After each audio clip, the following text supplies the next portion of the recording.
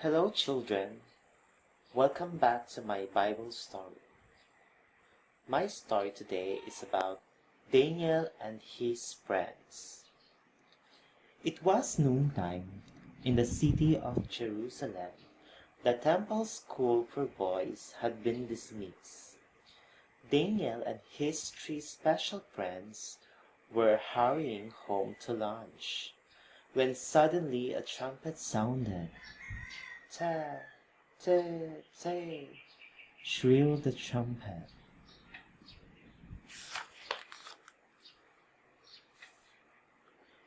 It was the noontime call to prayer. 3 times a day, morning, noon, and night, a priest came out on the temple porch and blew on a ram's horn trumpet.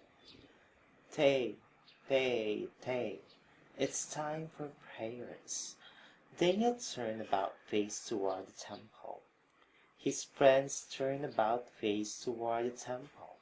All the people of Jerusalem stopped whatever they were doing and faced toward the temple. With heads bowed, they prayed to the God of heaven.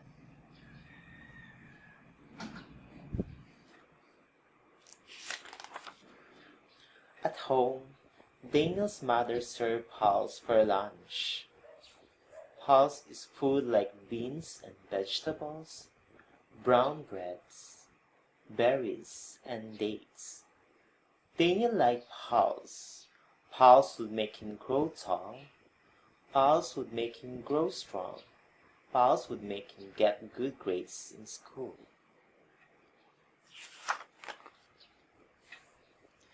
Daniel and his three friends and all the people of Jerusalem felt safe in their city.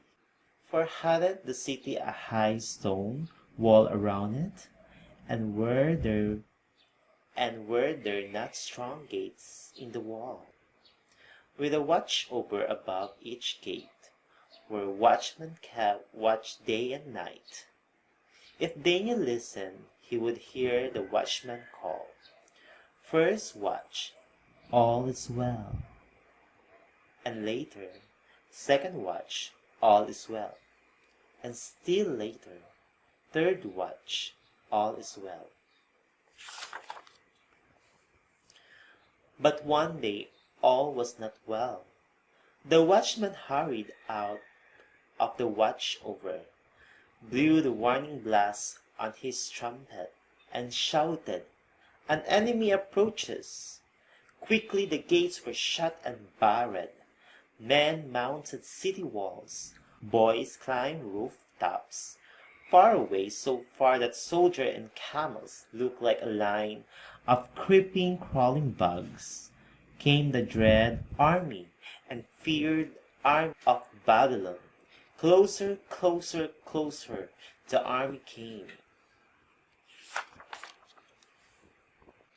The army of Babylon pitched camp near Jerusalem.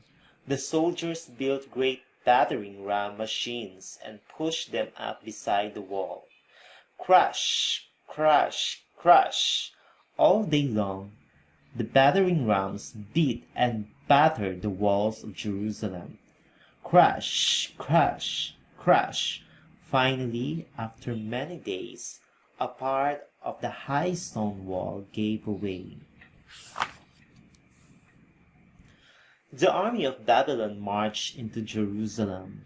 Some of the soldiers climbed the hill to the temple and took away the temple's golden vessels, as the king of Babylon had commanded them to do.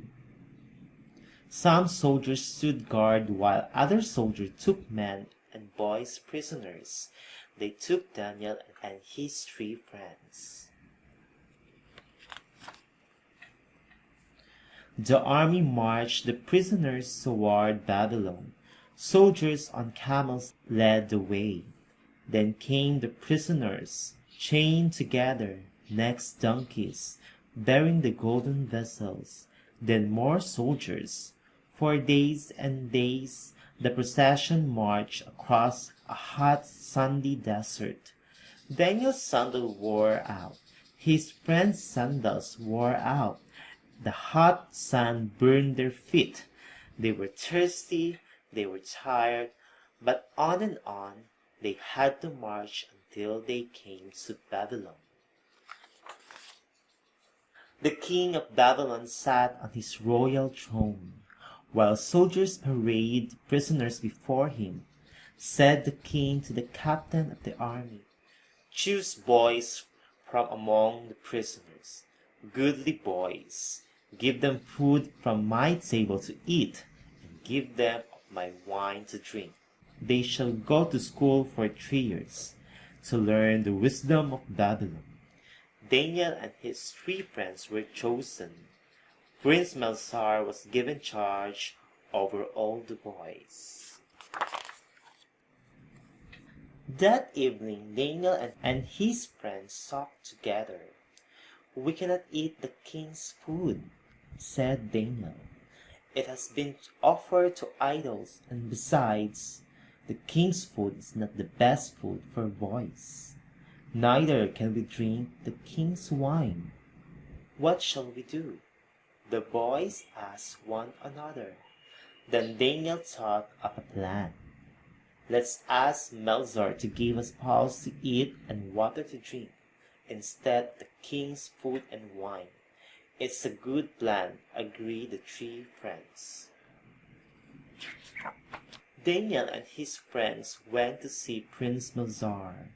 They bowed politely, then asked for pulse and water instead of the king's food and wine. Belshazzar shook his head. "No. If the king should see you're looking thinner than the other boys, and learn that I had given you pulse and water, he might even cut off my head. Please try us for 10 days, begged Daniel. So Belshazzar agreed to give them pulse and water for 10 days. "Then we shall see," he said.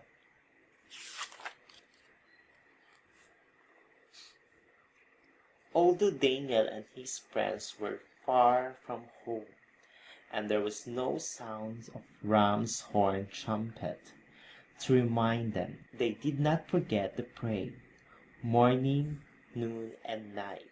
Daniel opened his window toward the temple back in Jerusalem and prayed to the God of heaven. He asked God to bless the pulse and water, and to please let him make them strong, so that Belshazzar might know that the pulse and water were better for boys than the king's food and wine. When 10 days had passed, Prince Belshazzar called all the boys before him. He looked at their faces. He felt their arms. He found that Daniel and his friends were fairer and fatter than the boys who ate the king's food and drank the king's wine. Ever after, during the 3 years of school, Prince Belshazzar gave Daniel and his friends pulse to eat and water to drink. 1, 2, 3 years went by. School was over for Daniel and his friends. They had grown taller. Had they grown wiser? The king himself would test them. Daniel and his friends, dressed in clean clothes, with hair combed and sandals polished, stood before the kings of Babylon. The king asked them question after question, and lo, the king found Daniel and his 3 friends 10 times wiser than all the wise men of Babylon. That's the end of my Bible story. Thank you for watching and listening. See you in my next Bible story.